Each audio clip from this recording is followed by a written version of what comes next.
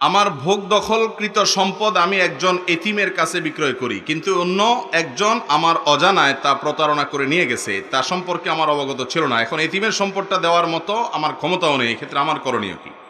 আপনি যদি জমি বিক্রি করে থাকেন, যার কাছে বিক্রি করেছেন, এতিম হোক আর অন্য কেউ হোক, তাকে দখল বুঝায় দেওয়া এটা আপনার দায়িত্ব। দখল বুঝায় যদি না দেন, বিশেষ করে জমি জমার মধ্যে দখল বুঝায় দেওয়াটা গুরুত্বপূর্ণ কাজ। আপনি শুধু কাগজে কলমে রেজিস্ট্রি দিয়ে দিলেন, দখল বুঝায় দিলেন না, তাহলে আপনার দায়িত্ব আদায় হয় নাই। এইরকম যদি হয় তাহলে আপনি ইয়েতিমকে তা প্রয়োজনে তার টাকা পরিশোধ করে দিতে হবে, কিন্তু দিতেই হবে। অনেক লোক আছে এই ক্ষেত্রে দায়িত্বহীনতার পরিচয় দেয়। ইয়েতিমের বিষয়টা খুব ডেঞ্জারাস, খুব ভয়াবহ। ইয়েতিমের সম্পদ খাওয়া মানে হলো পেটের মধ্যে সরাসরি জাহান্নামের আগুন প্রবেশ করানো।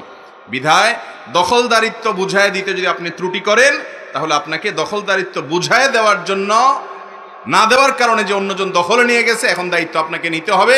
প্রয়োজনে তার টাকা পরিশোধ করবেন, কিংবা দখল আপনি আদায় করে বুঝাই দিবেন। আর যদি আপনি তাকে দখল দিয়েছেন কিন্তু সে দখল ধরে রাখতে পারে নাই, তাহলে এখানে আইনত আপনার উপরে দায় আসবে না। আপনি আপনার দায়িত্ব পালন করেছেন, তারপরেও ইয়েতিমের পাশে দাঁড়িয়ে যদি আপনি উপকার করতে পারেন, উদ্ধার করতে পারেন, সেই চেষ্টা আপনার করা উচিত।